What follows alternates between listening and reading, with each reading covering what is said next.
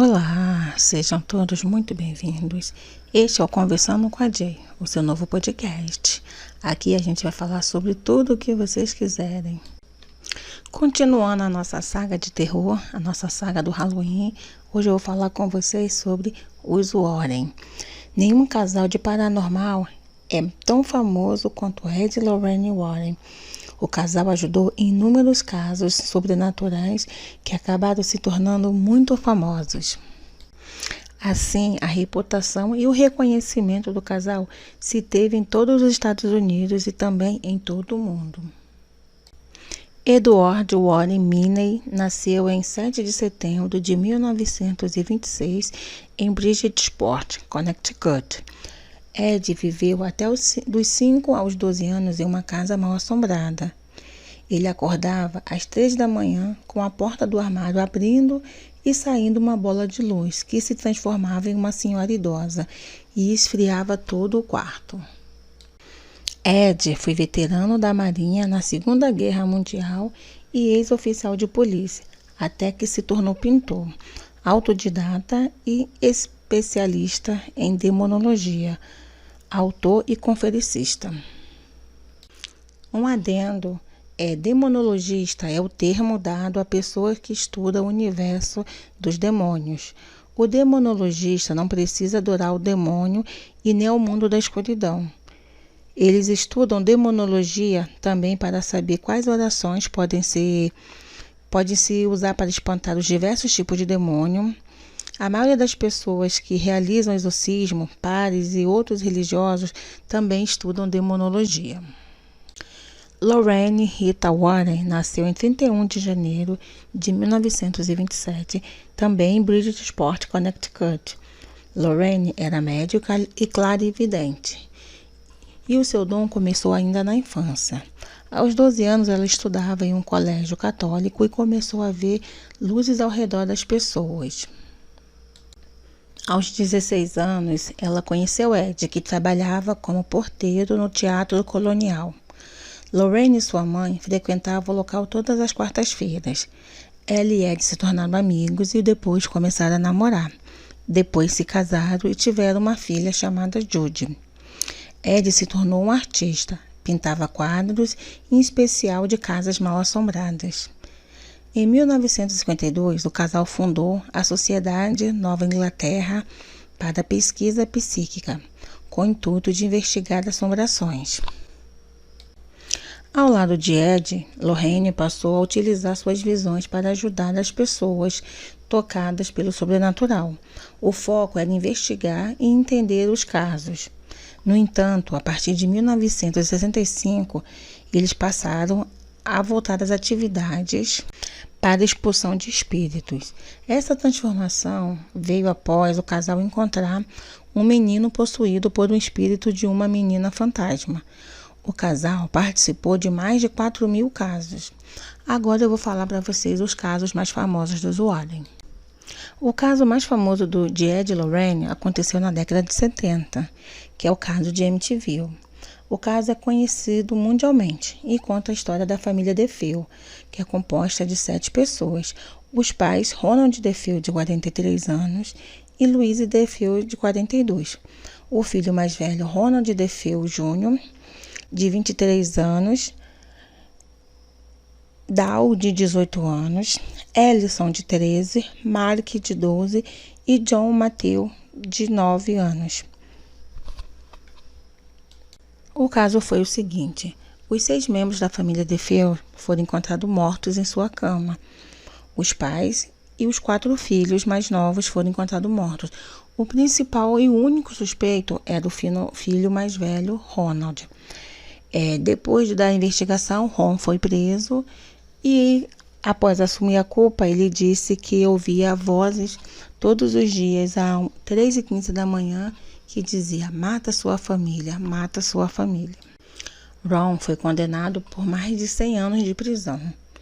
E após um ano após esse massacre, a casa foi comprada novamente. E a casa foi comprada dessa vez pela família Lutz, que eram George e Kathleen Lutz e seus 3 filhos, Daniel, que era filho somente de Kathleen, mas tinha o nome Lutz também, Na época ele estava com 9 anos, Christopher de 7 e Missy de 5. Os Lutz sabiam do ocorrido na casa e diziam não se importar. Mesmo assim, antes de se mudarem, levaram um padre para abençoar o local. 28 dias após a mudança, a família deixou a casa. Eles simplesmente fugiram, deixando todas as suas coisas para trás. A família alegava que surgiam enxames de mosca do nada, portas e janelas que abriam e fechavam, mãos invisíveis que arranhavam à noite, ouviam barulhos, som de tiros e até visões de fantasmas. 20 dias após os Lutz saírem da casa, os Warren foram convidados por Marvin Scott, que era um repórter do Canal 5.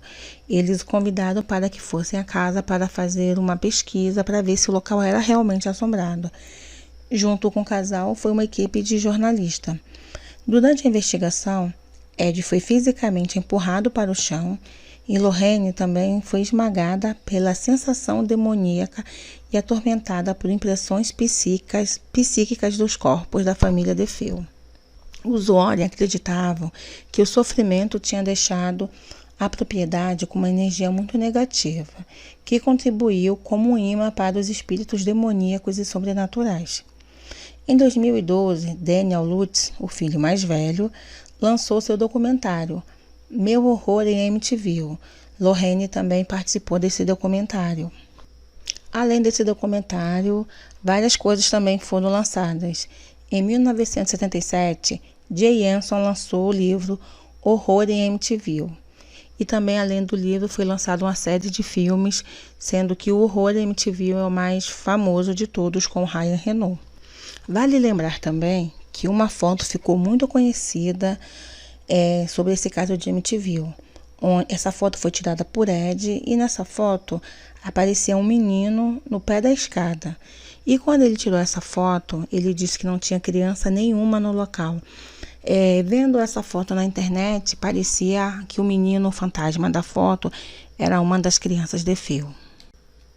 Outro caso muito conhecido também é o caso da Annabelle. O caso da boneca Annabelle foi o primeiro caso do casal. Foi um dos primeiros no caso. Foi em 1968. A boneca era de uma jovem chamada Donna, uma estudante de enfermagem. A boneca foi presenteada por sua mãe. Depois que Donna ganhou essa boneca, ela começou a acontecer coisas estranhas no apartamento dela. E ela dividia esse apartamento com uma amiga também da faculdade. Assustadas, as jovens chamaram um padre para ir ao local. Chegando lá, o padre percebeu que era um caso muito sério e chamou o padre superior, que era o padre Cook. Esse padre, ele era especialista em exorcismo, mas o padre também não conseguiu lidar com o espírito de Annabelle e os Warren foram chamados. Não foi conseguido fazer o exorcismo da boneca, né? Mas a boneca foi levada pelos Warren para o Museu dos Warren, onde ela vive até hoje. O caso ficou mundialmente conhecido após virar o filme. Outro caso bastante conhecido que também virou filme é o caso da família Perron. No inverno de 1970, Roger e Caroline Perron compraram uma casa para morar com suas 5 filhas, Andrea, April, Cynthia, Christine e Nancy, sem saber do passado sinistro do imóvel, que era conhecido como antiga propriedade Arnold. Eles sentiram energia diferente ao chegar no local e assim não demorou para que surgiram os primeiros fenômenos sobrenaturais, como vozes, objetos se movendo e camas levitando. Incomodada, Caroline começou a pesquisar sobre o passado da casa e descobriu um passado de terror, que 8 gerações da mesma família moraram nessa casa. E essa casa, muita gente morou lá e aconteceu muitas mortes violentas e misteriosas, assassinatos, suicídios e estupro. Além disso, uma mulher chamada Bathsheba Sherman, eu não sei se o nome pronuncia assim, me desculpa se não for, ela era apontada pelos moradores locais como uma bruxa satanista. Ela viveu e morreu na casa no século XIX. Ela se enforcou no terreno da casa. O fantasma dela atacava Carolyn. Ed e Lorraine foram chamados para ajudar a família. O casal tentou de tudo, mas não conseguiu ajudar a família, que continuou a morar na casa mal assombrada, pois eles não tinham condições de mudar. A família só conseguiu sair da casa em 1980. E esse caso da família Perron ficou mundialmente conhecido, pois foi lançado o filme Invocação do Mal, que é baseado nessa família. Vale lembrar que a trilogia Invocação do Mal são baseadas em 3 casos que os Warren participaram.